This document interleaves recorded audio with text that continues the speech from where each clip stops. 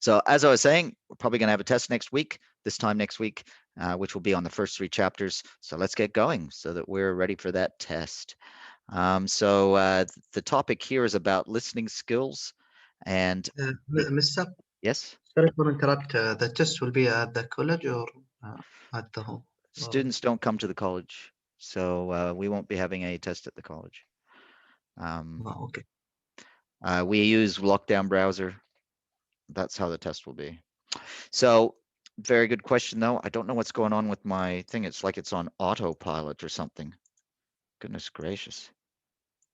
It's just running without me doing anything. That's kind of weird. So let me see why that's happening. I don't know. I didn't know that I had that. Anyways, I will have to do it one page at a time, right? I can do it this way. So the objectives here, I hope you can see this. The concept here, active listening as opposed to passive listening. And so the idea of listening is so that we can understand. And you'll see that we've got a very important point that it's very important for people to understand and to be understood. And that sort of comes up in the lesson a lot. So those are important points. Active listening, understanding. Let's get into it. All right, so we're going to talk about communicating with customers. In this topic on this course, when we say communicating, we can divide that into lots of different ways, writing, speaking. But the important thing is, and what's being underlined here, is to try and get an understanding. And so that requires very careful listening. And so we have a topic where we just talk about listening on its own. It's quite important. So let's go and have a look at that. Now, this diagram, first time I saw this diagram was when I first joined the telephone company back in 1987. I joined as a computer systems officer, and I had to work on a service desk. Funny that. Anyways, well, we called it. We call it client services. We didn't even call it a help desk then. It was just called client services. But I went for training, and the training there was by some telecom engineers, and they threw up this diagram. Right. So this diagram, first time I saw it was like 1987, as I said. And I thought it was such a good diagram that I've sort of sent it back to you here. Now, how this diagram is, what this diagram is trying to show is two, well, this could be two people, a sender and a receiver. The sender has a message. The sender wants to send the message to a receiver. The diagram is trying to show that there's a lot of things we have to think about in sending a message. We don't just talk and the other person understands. That's not how it works. So first, we have an idea that's in our head. We have to translate that idea, or we can use the word encode, have to into symbols that can be transmitted to another person. Now, those symbols could be words that we speak, or they could be something that we type into a computer or speak down a telephone.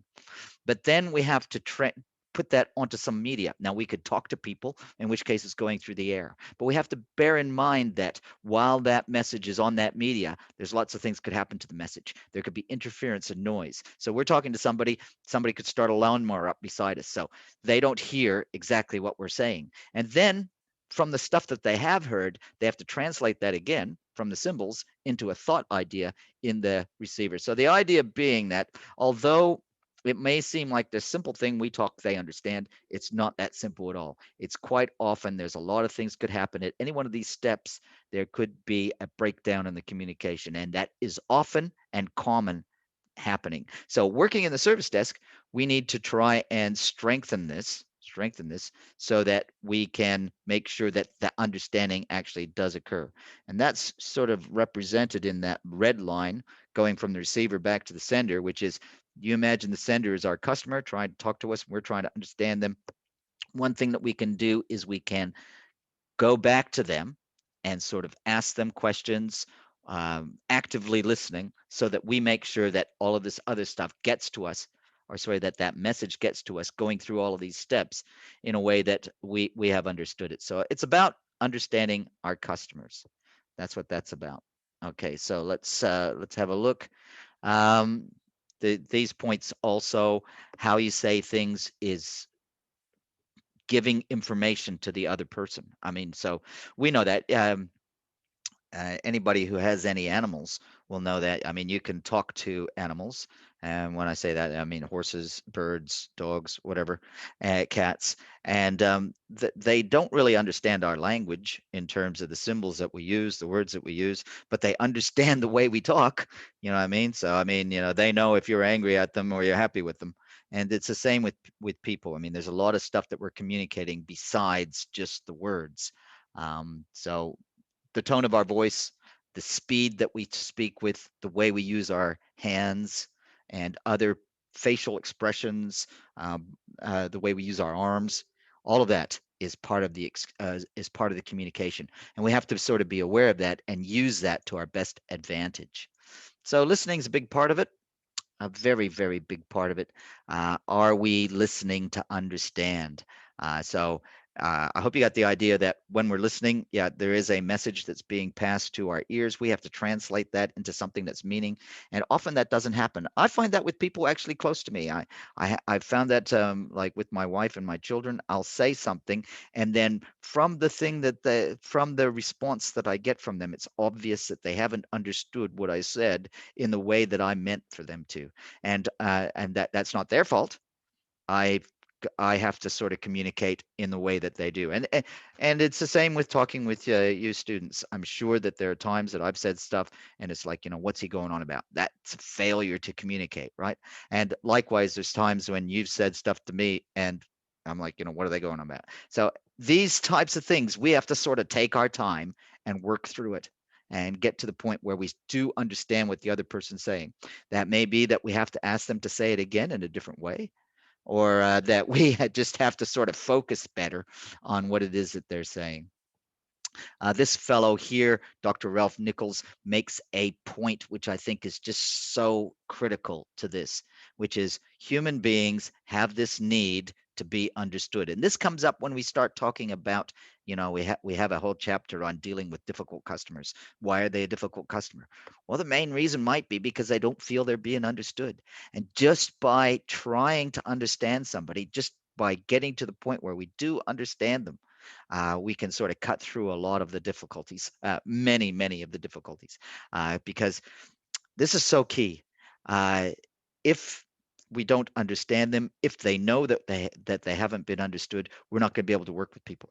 I mean, they have to feel that we understand them in order for them to trust us to come to a solution with them. And yeah, it's hard work. It's not just about, oh, they're there and we can do something else while they're talking. That's not going to work.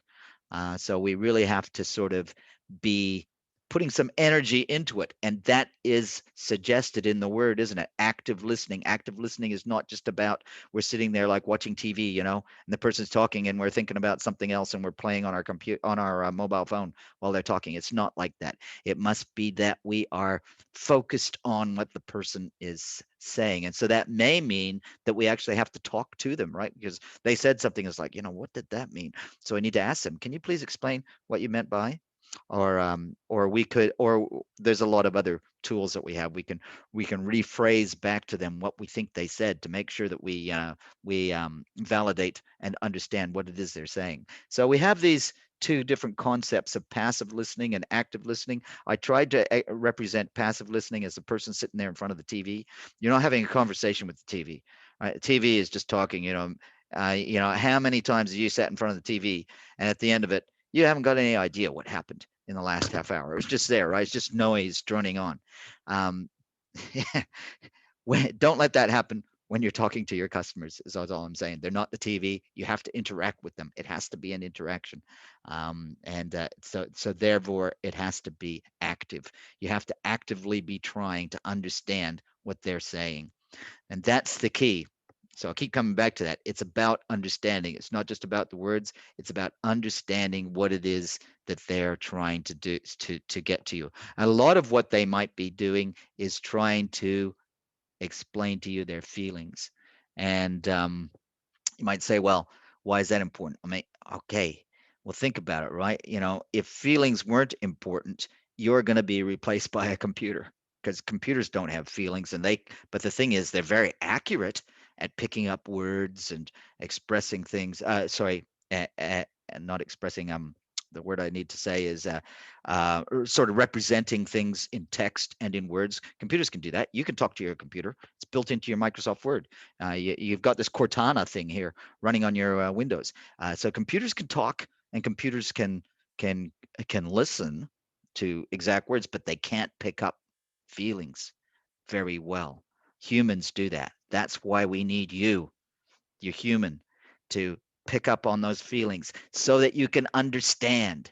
So a computer can get the words, but maybe it can't get the understanding as quickly and as smart as a human can. So so I mean, we use this word intelligence in a not very accurate way, I think, but and we say that artificial intelligence, computers can do things really quick, but what humans can do is we can integrate a lot of information from different kinds of information, including about human feelings. And that's kind of, nobody's really done that very well with computers yet. That's why you're going to have a job, because you're a human and you can sort of relate to humans and understand them in a way that your computer app can't do it. That's why you're going to be on the help desk. All right. And so you need to leverage that, is what I'm saying. You need to, that is your strength. That is why you're not going to be replaced by the bot. And so therefore you need to leverage that, and you use what I mean is build upon that. Don't discount it, but add to it. Okay, so how can you add to that? Well, things that we can do is we can ask questions, responding to the speaker, paraphrasing what they've said, saying, "Yeah, I agree with that," or assimilating their knowledge as it says. Um, we can use checklists. The idea of the checklist is to make sure that we haven't missed anything that should be understood between us and our customers. Um, Knowing what questions to ask. That's kind of these things are kind of engineering type sort of concepts to make sure that we are accurate in what we've got. Now, so we got some terms here, jargon and acronyms. Whenever we get an area of expertise where people are sort of focusing on just one sort of area, like you guys are network people or you guys are software people, and in the network people, well, we got this guy that just programs sort of servers. Okay, so they build up this narrow area of expertise and they build up some words around it.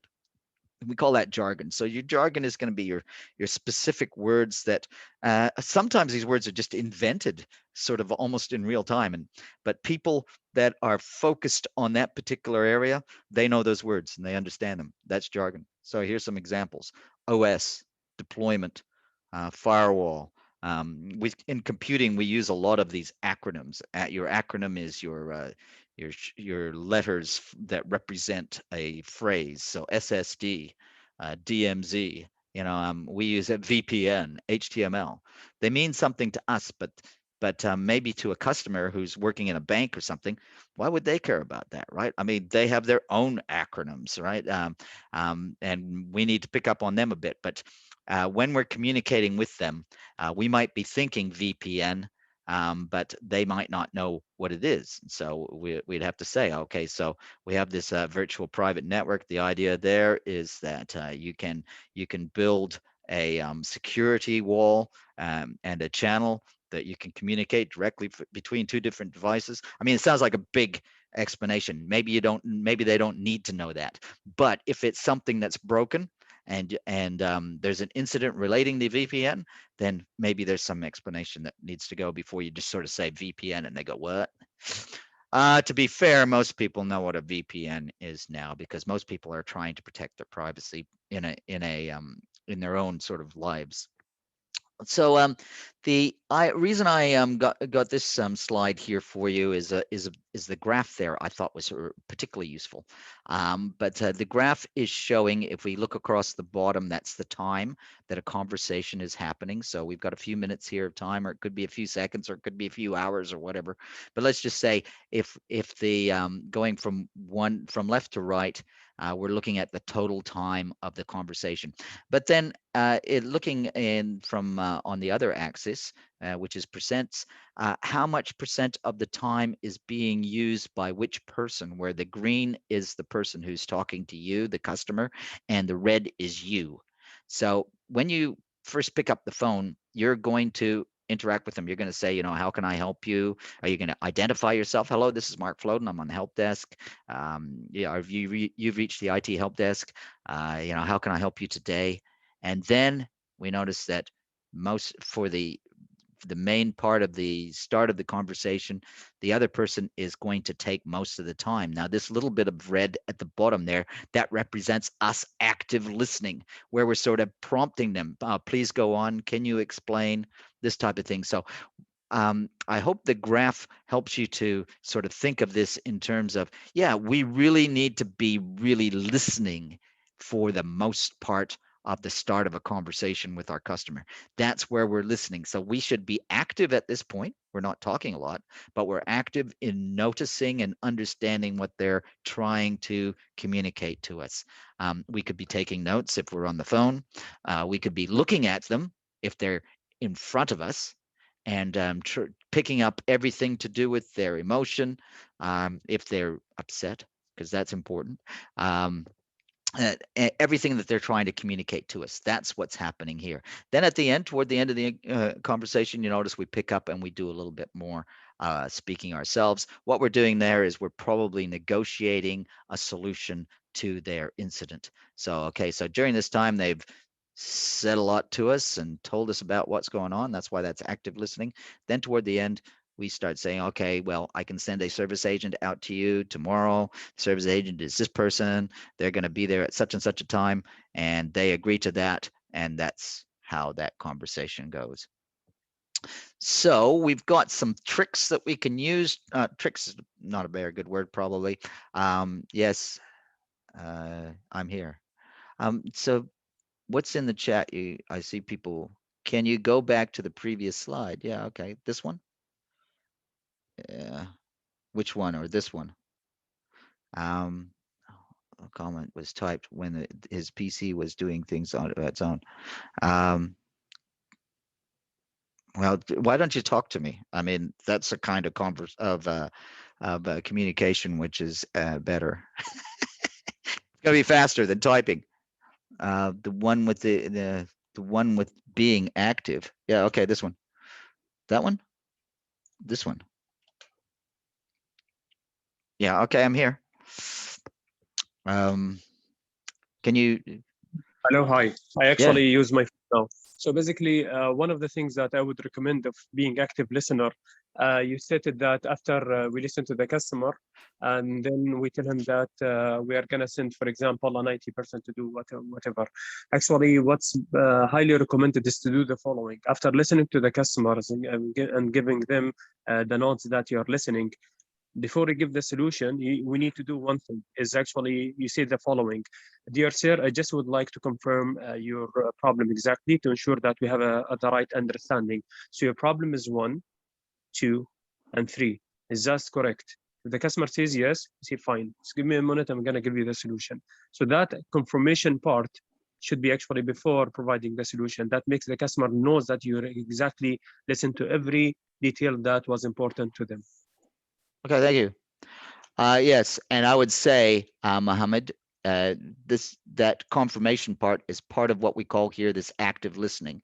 And if you look here, you could say that this thing here, would you repeat that to me? That's where you're saying, this is what you said, you know, before I go on to the solution, you're doing all of this. And if you look back at that slide, that's exactly what's happening. Before I go on to the solution, we're doing the active listening. The next few slides is about the active listening. So the next few slides is all part of this blue stuff, which is what Okay, okay. which is what you've been talking about. So very good. Oh, yeah, Yeah. thanks. So all of these things, paraphrasing. I think you were talking about verifying understanding. Very good. So yes, Yes, sir. very good. Very good. So I mean that's good. So we verify our understanding. Some other things. Paraphrasing is verifying understanding. Paraphrasing is, this is what you said to me. Do I understand? You know, those types of things. Asking questions, etc. So a very good point that you brought up. That means that you're active listening. So that was just an example of that. Thanks, Mohammed, for Yeah, giving thanks. us that example. Give me bonus. Yeah, I think you should get a bonus now. Now, supposing the person is sitting in front of you, like this person is sitting in front of us, you can give some some signals to that person that shows that you are active listening. And those can be without, these are things that we call nonverbals, right? By the way that we orient ourselves, by the way that we look at them with our eyes, by the way that we use our hands and our feet, we can show to them that we are interested in what they're saying and that we are listening. Leaning toward them even. That shows that we're listening. So these are some suggestions that you have. Keep yourself oriented towards them. That's what the shoulders facing means, rather than turned away from them. Our feet calm rather than bouncing up and down. Our hands not moving around too much. This shows that we're interested in what they're saying. Our mouth quiet. I mean, you know, they could tell if we're just bursting to say something and interrupt what they're saying, right? That means that we're not listening. So rather that we're relaxed and our mouth is not trying to form a word to rebut what they're saying, but we're just actually trying to understand what it is that they're doing. Back to that very important quote. People need to be understood. There's two sides to that. It's a basic human need. We need to be understood. The other thing is we need to understand. So there's two parts of that. We have a need to understand other people. We have a need to be understood. They have a need to be understood. We are there in the service desk to understand them as it relates specifically to the incident that's come across them with their IT, because we're in the IT service desk. And so emotions are part of that. You might say, wow, why would we be talking about emotions? We're IT professionals, we're not about emotions. I tried to bring that in a minute ago when I was talking to you about the fact that the reason you're going to have a job is because you're a human being, right? I mean, we can't replace that very easily as we can the sort of step-by-step sort of algorithm thing that you do with a computer. So I guess what I'm saying is the way that we react with human beings is not step-by-step algorithm yet. When it becomes that way, then they're going to replace us with a computer, right? But in the meantime, it's this very confusing thing where people say things that or do things that are hard to understand. But we've got a better chance at it than a computer does, I think, because we have emotions ourselves, and because of that, it may be easier for us to understand other people's emotions. We can put ourselves in their place, and we can try and empathize with them. All of those things we can do. And those are useful things to come to the help desk with. I mean, basically, there's a lot of people, and maybe you're some of them, who just want to help other people out. I mean, you see this all the time, right? And it's satisfying to them. They like to help people. If you feel it all like that, then working in the service desk is probably a good place for you, because you're going to come across a lot of these things that you like to feel, that feeling that you get when you've satisfied somebody's need, and maybe they came with a bad emotion, and maybe that was overcome. Okay. So we talk about a rapport. Rapport being where you build up a trust and an easy communication.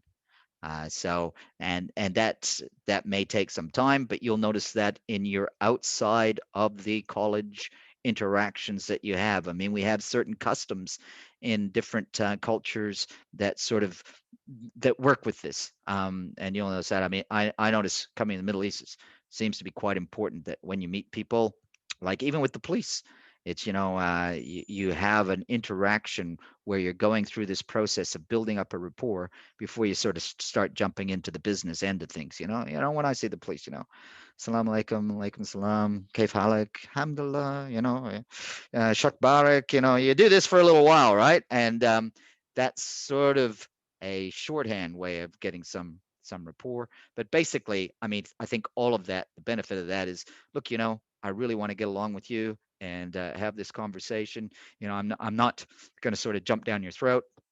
Let's sort of work together, and then we can. And so, very important. And as I said, I think here in the Middle East, we got a bit of a head start on that, because that's generally the way that people interact. And I think it's a good thing, and I encourage it. Okay, so all right, so some things that we can do that, yeah, this is human nature also. We have good human nature and we have bad human nature. We just need to avoid sort of sliding into this one.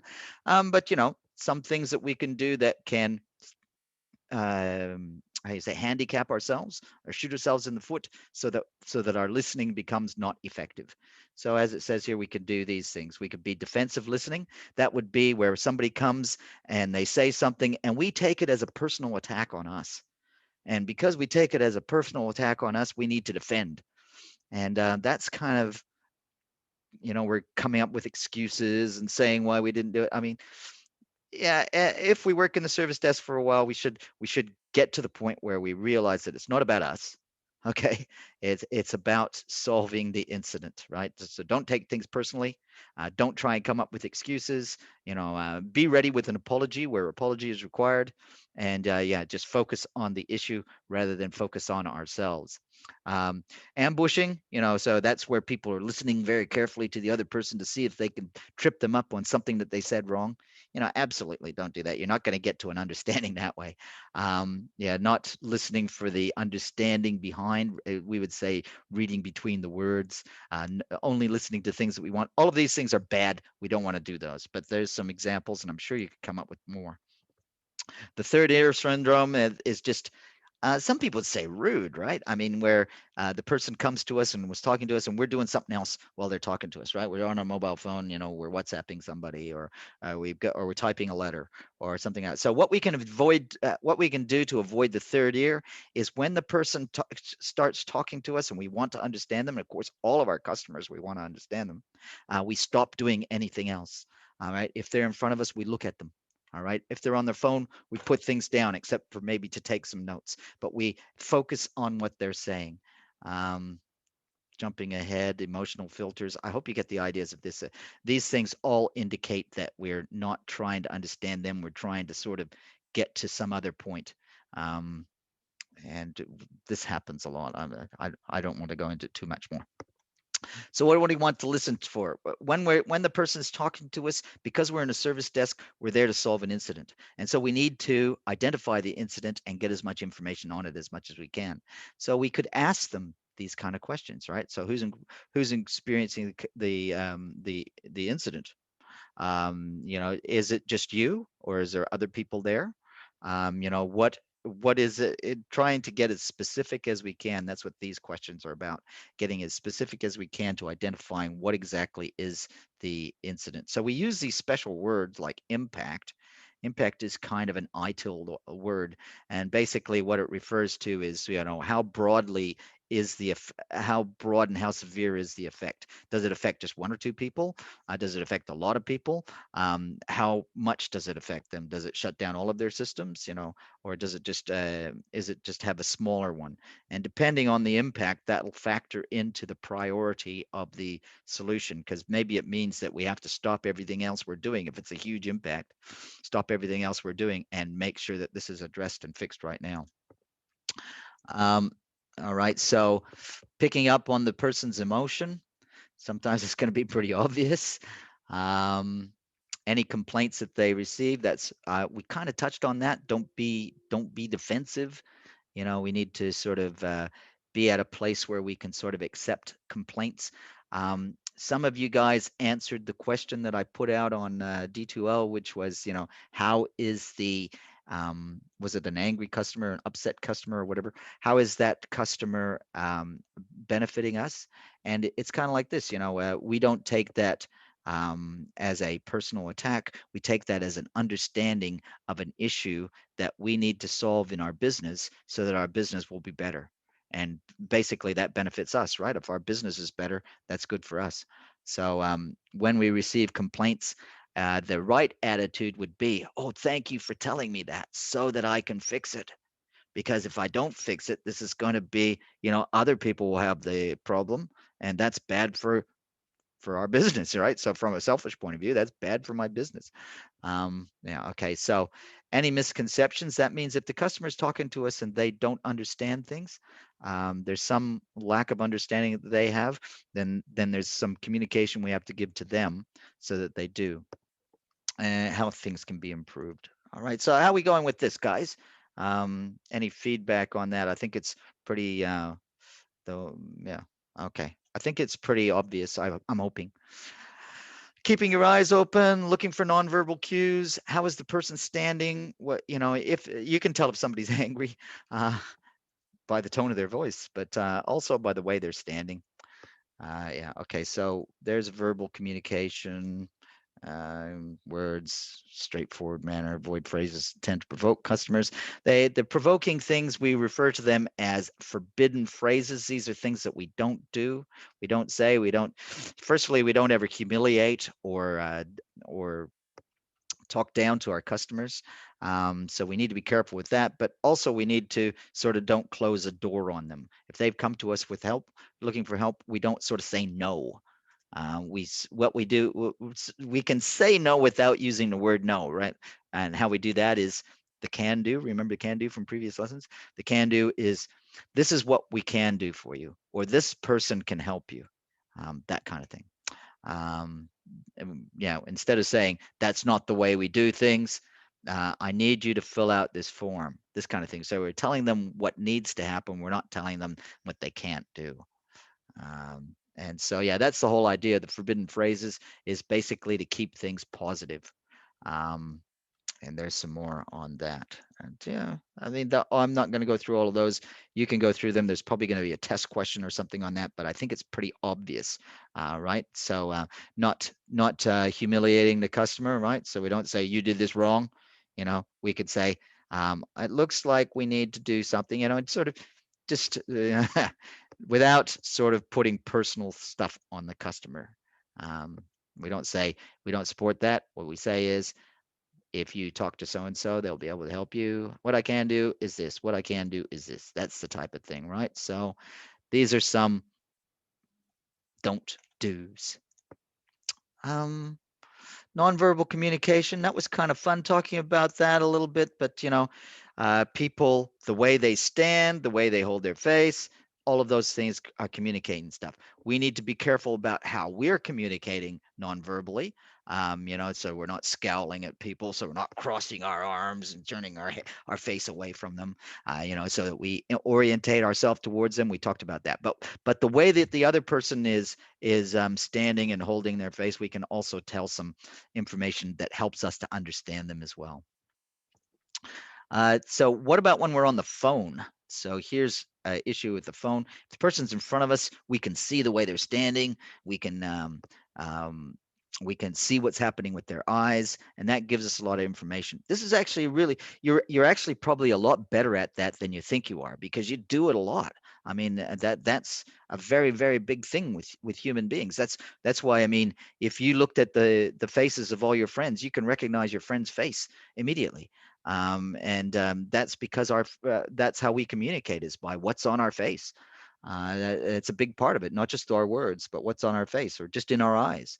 There's a lot of communication going on there. So what about when we're on the phone? We don't have that, but we still have some nonverbal communication, as it says there, by the tone of our voice. Tone of our voice. Well, we use a different sort of meaning of that word nonverbal here, I suppose. But so on the telephone, you need to be careful about the tone of your voice. That means, well, what can we say about that? People sort of read some meaning into the tone. I mean, you can't bark at people at the phone, because they'll take that as you're angry and aggressive and not easy to work with. On the other hand, if you speak lowly and slowly, that suggests that you're in control and you're being thoughtful. If you speak very high and fast, it indicates that maybe you're a bit anxious, and so you probably want to avoid that one. Okay, so what are some sort of physical tricks that you can do about that? Well, you might notice if you raise your head back like that, your voice goes a bit high. Whereas you put your face down a bit, then your tone goes a little bit lower, and that's because of the voice cards being stretched or not stretched as much. We got less than 1 minute, so I'm going to make this the last slide. Yeah, so basically, when you're talking, to sound like you're more in control, you might want to just lower it, and so just lower your head a little bit so that you don't have that stretching of the vocal cords, and sort of breathe slowly. And so that sounds more like in control because you are in more control. I'm going to stop